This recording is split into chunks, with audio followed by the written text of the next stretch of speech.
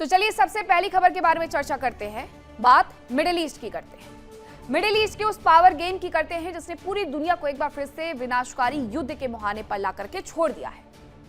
पिछले कुछ दिनों से अमेरिका ये नैरेटिव सेट करने की कोशिश कर रहा है कि उसने ईरान को चारों तरफ से घेर लिया है और अमेरिकी प्रतिबंधों और हमलों से सहम कर ईरान घुटनों पर आ गया। ईरान ने दुनिया भर को कन्विंस करने की कोशिश की है। अमेरिकी राष्ट्रपति डोनाल्ड ट्रंप ने कैमरे के सामने आकर के यह दावा कर दिया कि ईरान ने खुद गिड़गिड़ाते हुए अमेरिका से बातचीत की भीख मांगी और कतर की राजधानी दोहा में दोनों देशों के बीच में एक बड़ी सीक्रेट टेबल सज गई है। अब डोनाल्ड ट्रंप का यह बयान आएगा तो आपको पता है कि तेहरान का पलटवार भी आएगा और हुआ भी बिल्कुल ऐसा ही।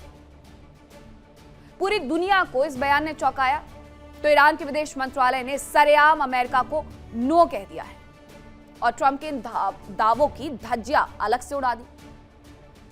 सवाल ये उठता है कि जो ईरान आर्थिक बदहाली से जूझ रहा है, जिसके पास अमेरिका जैसी महाशक्ति के मुकाबले आधुनिक हथियारों की कमी है, उस ईरान के हाथ आखिरकार ऐसी कौन सी संजीवनी लग गई है या उसे किसका ऐसा शह मिला हुआ है कि वो दुनिया के सबसे शक्तिशाली राष्ट्रपति के बयानों को सीधे तौर पर खारिज कर रहा है।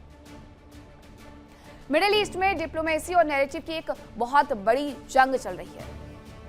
एक तरफ अमेरिका में बैठे डोनाल्ड ट्रंप दुनिया को यह संदेश देना चाहते हैं कि उनकी मैक्सिमम प्रेशर वाली नीति काम कर गई है और ईरान बातचीत की मेज पर आने को मजबूर हो गया है।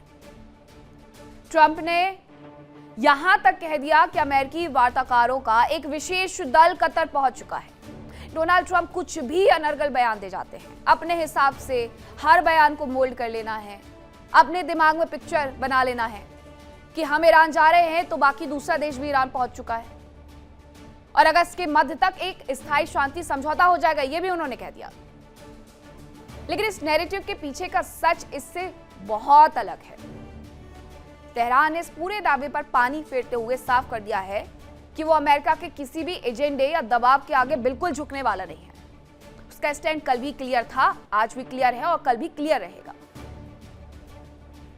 ईरान के विदेश मंत्रालय ने बहुत सधे हुए अंदाज में अमेरिका को आईना दिखाया।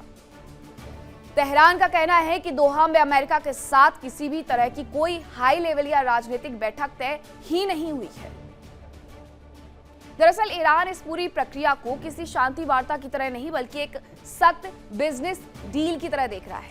अब डोनाल्ड ट्रंप तो वैसे भी बिजनेसमैन, तो हर चीज में बिजनेस ही ढूंढते हैं और इस डील को भी वो बिजनेस डील ही समझ रहे हैं कि मैंने जो कह दिया वो मानना पड़ेगा।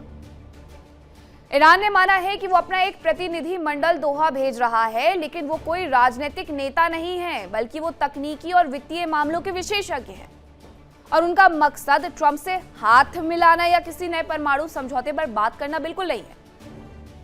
ईरान की इस टीम का एकमात्र एजेंडा दोहा में यह होगा कि वो विदेशी बैंकों में अमेरिकी प्रतिबंधों के कारण फंसे अपने अरबों डॉलर के फ्रोजन फंड को वापस ला सके। ईरान का स्टैंड बहुत क्लियर है, वो अपना पैसा भी वापस लेगा लेकिन अमेरिका की किसी भी राजनीतिक शर्त को स्वीकार नहीं करेगा। ईरान ने अमेरिका पर आरोप लगाया है कि वो पहले से हुए समझौतों को लागू करने में जानबूझकर के सुस्ती दिखा रहा है। इसलिए दोहा वार्ता पर सस्पेंस गहरा गया। डोनाल्ड ट्रंप के बयान और उसके बाद ये सस्पेंस, दबाव और पैसों का पेच क्या है दोहा वार्ता पर ईरान का नया दाव। अमेरिकी राष्ट्रपति ट्रंप ने जो दावा किया था उसे ईरान ने सीधे सीधे नकार दिया। दोहा में पॉलिटिकल या नए एटम डील पर दस्तखत नहीं होंगे, ईरान ने कह दिया है और यह भी कहा है कि दोहा में फ्रोजन फंड को जारी कराने की तकनीकी प्रक्रिया पर हम बात करेंगे। खाड़ी सहयोग परिषद की बैठक में ईरानी हमलों की निंदा भी हुई है। कुवैत, बहरीन में अमेरिकी अड्डों पर जो हमले हुए उसकी निंदा दरअसल यहां की गई है। आखिरकार ईरान की इस हेकड़ी, इस आक्रामक रवैये और अमेरिका को आंख दिखाने की हिम्मत के पीछे का असली सच क्या है? और इसके लिए हमें किसी मिसाइल या परमाणु रिएक्टर को देखने की कोई जरूरत नहीं है, बल्कि समंदर के इस सकरे रास्ते को देखना है जिसे स्ट्रेट ऑफ हॉर्मुज कहा जाता है। जरा याद करिए, इसी साल फरवरी के अंत में जब अमेरिका और इजराइल ने ईरान पर हवाई हमले किए थे, तब ईरान ने जवाबी कार्रवाई करते हुए इस पूरे जलमार्ग को प्रभावी रूप से बंद कर दिया था। और उस एक कदम ने पूरी दुनिया की अर्थव्यवस्था को हिला करके रख दिया था। कितने सारे देशों में ऐसा हुआ कि रिजर्व तेल खत्म होने की कगार पर पहुंच गया है। जापान की तरफ से बताया गया कितने दिन का तेल बचा हुआ है। पाकिस्तान में हाहाकार मच गया था। और अब 2 हफ्ते पहले जब दोनों देश यानी कि अमेरिका ईरान के बीच में 14 बिंदुओं वाला एक समझौता हुआ, तो उस समझौते के तहत ईरान ने बड़ी चालाकी से इस ग्लोबल लाइफलाइन की चाबी अपने हाथ में रख ली है। कल तक जो जगह फ्री हुआ करती थी, आज उस जगह पर ईरान का दबदबा है। ईरान ने कब्जा कर लिया है। ईरान के विदेश मंत्री अब्बास अराक्ची ने हाल ही में इराक की राजधानी बगदाद का दौरा किया। वहां से जो बयान दिया वो अमेरिका के जख्मों पर नमक छिड़कने जैसा है। अराक्ची ने 2 टूक कहा कि अगले 30 दिनों तक हॉर्मुज स्ट्रेट पूरी तरीके से सिर्फ और सिर्फ ईरान की निगरानी, मैनेजमेंट और कंट्रोल में रहेगा और इस जलमार्ग की पूरी क्षमता बहाल करने की जिम्मेदारी अकेले इस्लामिक रिपब्लिक ऑफ ईरान की है। इसमें दुनिया के किसी दूसरे पक्ष या किसी बाहरी देश की कोई भूमिका नहीं हो सकती। ईरान जानता है कि दुनिया का 1/3 कच्चे तेल का व्यापार इसी रास्ते से होता है और अगर ईरान ने इस नस को दबाया तो अमेरिका समेत पूरी दुनिया में हाहाकार मच जाएगा। और इसी रणनीतिक ब्लैकमेलिंग और ताकत के बलबूते ईरान ने अपनी शर्तें रख दी हैं। जब तक ईरानी बंदरगाहों से अमेरिकी नौसेना की नाकेबंदी नहीं हटेगी, जब तक प्रतिबंध पूरी तरीके से खत्म नहीं होते हैं, तब तक वो अमेरिका को कोई रियायत देने के मूड में नहीं है। यहां तक कि फ्रांस ने जब इस रास्ते से बारूदी सुरंगें हटाने की कोशिश की तो ईरान ने उसे सीधे युद्ध की धमकी दे दी है। ईरान का ये सुपर वेपन बन चुका है Hormuz strait. Hormuz America Israel के खिलाफ ईरान का सबसे बड़ा ब्रह्मास्त्र है। दुनिया का 20 से 30% कच्चा तेल इसी सक्रिय समुद्री रास्ते से होकर के गुजरता है। चेक पॉइंट है ये। और हमलों के बाद, पश्चिमी सैन्य हमलों के बावजूद इस मार्ग पर ईरान का कड़ा नियंत्रण बरकरार है। उसने कब्जा कर लिया सीधे सीधे। सस्ते हथियारों के दम पे किया है। स्पीड बोट्स, टॉर्पीडो, माइंस के दम पर जहाजों को रोकने की ताकत उसने रखी। हालांकि अगर वो यहां पर अपना चेक पॉइंट नहीं बनाता तो आज अमेरिका का यहां पर कब्जा होता और अमेरिका यहां से कभी वापस नहीं जाता। सुरक्षित गुजरने के लिए ईरान ने कहा कि हर जहाज टोल देकर के ही जाएगा, उसे ये मानना पड़ेगा। और शत्रु देशों के सैन्य जहाजों पर, साजो सामानों पर सीधे सीधे ईरान ने पाबंदी लगा दी है। विशेषज्ञ ये कहते हैं कि बिना किसी परमाणु बम के इस्तेमाल किए ईरान दुनिया की ऊर्जा की सप्लाई को सीधे सीधे यहां से रोक रहा है। और हॉर्मुज को ब्लॉक करने की ईरान की क्षमता वैश्विक बाजार में तबाही मचाने के लिए बहुत काफी है। अब आप ये समझ लीजिए कि जब ये कुछ महीने हॉर्मुज कुछ वक्त के लिए ब्लॉक रहा है, तब मार्केट में 1.15 अरब बैरल तेल पहुंच नहीं पाया है। तो इसके साथ साथ ग्लोबल संकट तो बढ़ेगा ही बढ़ेगा। दोहा बातचीत में आखिरकार पेच कहां पर फंसा हुआ है, तो अब इस पेच को समझते हैं जिसने इस पूरे शांति समझौते को बारूद के ढेर में तब्दील कर दिया है। अमेरिका और ईरान के बीच में जिस 14 बिंदुओं वाले MOU पर दस्तखत हुए थे, उसका आर्टिकल 5 इस समय सबसे बड़ा विवाद बन चुका है। कागजों पर तो इस आर्टिकल में बहुत सुंदर बातें लिखी गई थी। इसमें कहा गया कि इस समझौते पर हस्ताक्षर होने के बाद ईरान अपनी तरफ से हर संभव प्रयास करेगा कि अगले 60 दिनों तक इस समुद्री रास्ते से सभी व्यावसायिक जहाज सुरक्षित तरीके से गुजर सके और इसके लिए कोई टैक्स या शुल्क नहीं लिया जाएगा। यह व्यवस्था फारस की खाड़ी से ओमान की खाड़ी तक लागू होनी थी, लेकिन जैसे ही यह समझौता जमीन पर उतरा, ईरान ने इसके पीछे छिपा अपना असली एजेंडा सामने रख दिया। ईरान का कहना है कि इस रास्ते का पूरा प्रबंधन यानी कि मैनेजमेंट, सिक्योरिटी और बारूदी सुरंगों को हटाने का काम उसकी नौसेना कर रही है। इसलिए वो यहां से गुजरने वाले विदेशी जहाजों से सर्विस फीस, ये भी एक तरीके का टोल टैक्स है जो कि वो वसूलेगा। अब आप खुद सोचिए, अमेरिका, इजराइल और खाड़ी के तमाम अरब देशों के व्यापार का सबसे बड़ा हिस्सा इसी रास्ते से होकर के गुजरता है। अगर ईरान ने यहां टोल टैक्स वसूलना शुरू कर दिया तो वो आर्थिक रूप से इतना ताकतवर हो जाएगा कि उसे रोक पाना अमेरिका के बस से बाहर हो जाएगा। और यही वजह है कि अमेरिका और उसके सहयोगी देशों ने ईरान के इस प्रस्ताव को सिरे से नकार दिया है। हालांकि इस खेल में ओमान ने कूटनीतिक चाल चलते हुए बीच का रास्ता निकाला है। ओमान के विदेश मंत्री ने कहा है कि केवल रास्ता इस्तेमाल करने का कोई ट्रांजिट शुल्क नहीं देना होगा, लेकिन अगर ईरान जहाजों को विशेष सुरक्षा, नौवहन सहायता या पर्यावरण संरक्षण जैसी सेवाएं दे रहा है तो उसके बदले वो फीस लेगा। और इसी टोल टैक्स और समंदर पर मालिकाना हक की लड़ाई ने आर्टिकल 5 को एक ऐसा जिन बना दिया है जो शांति वार्ताओं का गला घोट रहा है।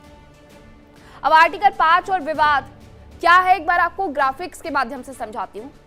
तो ये सुरक्षित आवाजाही के लिए वसूला जाएगा। अमेरिका ईरान समझौते के आर्टिकल 5 का लक्ष्य है हॉर्मुज मार्ग को सुरक्षित बनाना। 60 दिन मुफ्त रास्ता रहेगा, जैसा कि कहा गया था। ईरान अगले 60 दिनों तक कमर्शियल जहाजों को बिना किसी टोल टैक्स के वहां से गुजरने देगा। ईरान को 30 दिनों के भीतर समुद्र में बिछाई गई अपनी माइंस हटानी होगी। इनकी फ्यूचर प्लानिंग क्या है? ओमान और खाड़ी देशों के साथ मिलकर के इस समुद्री रास्ते के भविष्य के प्रबंधन पर, मैनेजमेंट पर बात करना। और इसमें विवाद यह है कि आर्टिकल 5 के एक छोटे से क्लॉज को अमेरिका और ईरान में दोनों को एक बार फिर से आमने सामने ला करके खड़ा कर दिया है। ईरान कह रहा है कि इस पूरे जलमार्ग की सुरक्षा और प्रशासन पर सिर्फ और सिर्फ उसका अधिकार है। अमेरिका चुनौती दे रहा है।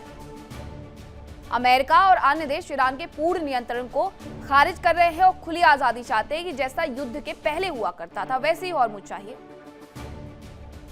जहाजों पर हमले शुरू हुए और इसी वर्चस्व की लड़ाई में हॉर्मुज क्षेत्र में जहाजों पर हमले किए जा रहे हैं। अब यही डर दिखा करके तो वहां से टैक्स वसूला जाएगा। इसकी वजह से ग्लोबल तनाव भी बढ़ गया है। नियंत्रण के इस टकराव से दोनों देशों के बीच में युद्ध जैसा तनाव एक बार फिर से भड़क गया है। जब दो दुश्मनों के बीच अविश्वास की खाई इतनी गहरी हो तो सीज फायर या युद्ध विराम सिर्फ और सिर्फ एक कागजी ढोंग बनकर के रह जाता है। और इस पूरे मुद्दे पर वही हो रहा है। अभी इस समझौते को लागू हुए 2 हफ्ते भी नहीं बीते थे कि जमीन से लेकर के समंदर तक एक्शन और रिएक्शन का वो खूनी दौर शुरू हुआ है जिसने इस पूरी डील को मलबे में तब्दील कर दिया है। 25 जून को हॉर्मुज में उस समय अचानक से तनाव बढ़ गया जब ईरान के एक मिसाइल ने वहां से गुजर रहे एक बड़े मालवाहक जहाज को निशाना बनाया, सिंगापुर के जहाज को। और अमेरिका ने इसे अपनी संप्रभुता और इंटरनेशनल ट्रेड पर हमला माना। अमेरिकी सेंट्रल कमांड ने बिना वक्त गवाए अपनी वायुसेना को आदेश दिया और ईरान के सैन्य ठिकानों पर ताबड़तोड़ हवाई हमले भी करवा दिए। और यह सिर्फ एक सैन्य हमला नहीं था, बल्कि ट्रंप की तरफ से ईरान को एक सीधा संदेश था कि समंदर पर अकेले उसकी दादागिरी नहीं चलेगी। लेकिन ईरान तो ईरान है, वो कैसे झुकेगा? उसने 27 जून को जवाबी कार्रवाई की। कुवैत और बहरीन में अमेरिकी मिलिट्री बेसों पर हवाई हमले शुरू कर दिए। हालांकि अमेरिका ने भी दावा किया कि इन हमलों से उसे कोई नुकसान नहीं हुआ, लेकिन इसने जंग की आग को सुलगा जरूर दिया और भड़का दिया। और इस पूरे खेल का सबसे बड़ा खिलाड़ी इजराइल इस वक्त अपने अलग ही मिशन पर है। बड़ी मुश्किल से अमेरिका ने इजराइल और लेबनान के बीच में सीज फायर करवाया, फ्रेमवर्क एग्रीमेंट साइन करवाया। लेकिन इस समझौते के महज 2 दिन बाद इजरायली सेना ने साउथ लेबनान में हिजबुल्लाह की एक 200 मीटर लंबी और हथियारों से भरी खुफिया सुरंग को हवाई हमला करके उड़ा दिया, जिसकी तस्वीरें भी आप देख रहे हैं। इजराइल के प्रधानमंत्री बेंजामिन नेतन्याहू ने साफ कर दिया कि इस हमले से पहले उन्होंने अमेरिका को जानकारी दे दी थी। इजराइल साफ कर चुका है कि वो अपनी सुरक्षा के लिए किसी भी अमेरिकी सीजफायर की परवाह नहीं करने वाला है। और दूसरी तरफ हिजबुल्लाह के प्रमुख ने इस पूरे समझौते को बेरूत सरकार का आत्मसमर्पण बताते हुए खारिज कर दिया है। इधर गाजा पट्टी में भी इजरायली बमबारी में 8 और फिलिस्तीनियों की मौत हो चुकी है। और ईरान का साफ कहना है कि जब तक इजराइल गाजा और लेबनान में जंग पूरी तरीके से बंद नहीं करता है, तब तक वो किसी भी मोर्चे पर शांति मुमकिन नहीं है। यानी 14 पॉइंट्स तो साइन हो गए, लेकिन स्थिति ढाक के 3 पात वाली। अब ये महाविनाश का द्वार किस तरीके से हॉर्मुज पर तकरार लेकर के आया है समझौते के बाद भी, उसको जानिए। तो समझौते के बाद भी तनाव है। संघर्ष विराम के बावजूद क्षेत्र में गतिरोध बरकरार है। ईरान ने हॉर्मुज से गुजरने वाले जहाजों पर ड्रोन दागे। और अमेरिका ने हमलों के जवाब में वायुसेना को मोर्चा संभालने के आदेश दे दिए, जिन्होंने ईरानी ठिकानों पर, मिसाइल डिपो पर तटीय रडार सुविधाओं को निशाना बनाया और इस वजह से ग्लोबल ऑयल सप्लाई पर संकट आ गया। तेल ऊर्जा का एक बड़ा हिस्सा हॉर्मुज से गुजरता है, लेकिन ये जो स्थिति बनी हुई है उसकी वजह से यह हिस्सा मार्केट से गायब हो गया है। अब कतर आया है सामने फिर से एक बार मध्यस्थता लेकर के। हम लोग का सिलसिला चल रहा है, रुकने का नाम नहीं ले रहा है, लेकिन समझौते की कोशिशें और कवायदे तेज हैं। तनाव के बीच में हॉर्मुज से मालवाहक जहाजों की आवाजाही दोबारा शुरू हो गई है, लेकिन हालात बेहद नाजुक हैं। सैन्य टकराव और बार बार हमलों के कारण यह स्थिति अत्यंत संवेदनशील हो गई है। तो साफ है कि मिडिल ईस्ट में शांति की जो इमारत अमेरिका में बैठकर के डोनाल्ड ट्रंप बनाने की कोशिश कर रहे थे, उसकी बुनियाद ही अविश्वास और बारूद पर टिकी थी। और ईरान आज बैकफुट पर जाने के मूड में बिल्कुल नजर नहीं आता। उसके पास हॉर्मुज स्ट्रेट की वो भौगोलिक ताकत है जिसके माध्यम से वो पूरी दुनिया की इकोनॉमी की सांसें जब चाहे तब अटका सकता है। आर्टिकल 5 की शर्तों को अपने हिसाब से मरोड़कर टोल टैक्स वसूलने की ईरान की जिद और लेबनान गाजा में इजराइल की आक्रामकता इस बात का सबूत है कि कागजी समझौते हकीकत की जमीन पर दम तोड़ चुके हैं। डोनाल्ड ट्रंप भले ही अगस्त के मध्य तक का अल्टीमेटम दे रहे हो, लेकिन हकीकत यही है कि मिडिल ईस्ट में शांति की कोई गुंजाइश शेष नहीं है, बल्कि एक और विनाशकारी महायुद्ध की आहट जरूर से साफ सुनाई देने लग गई है। देखिए इंडिया डेली 24/7 अब आपके स्मार्ट टीवी पर। इंडिया डेली मौजूद है सभी डिजिटल प्लेटफॉर्म पर लाइव और लगातार। इंडिया डेली 24/7 हर दिन राष्ट्र को समर्पित।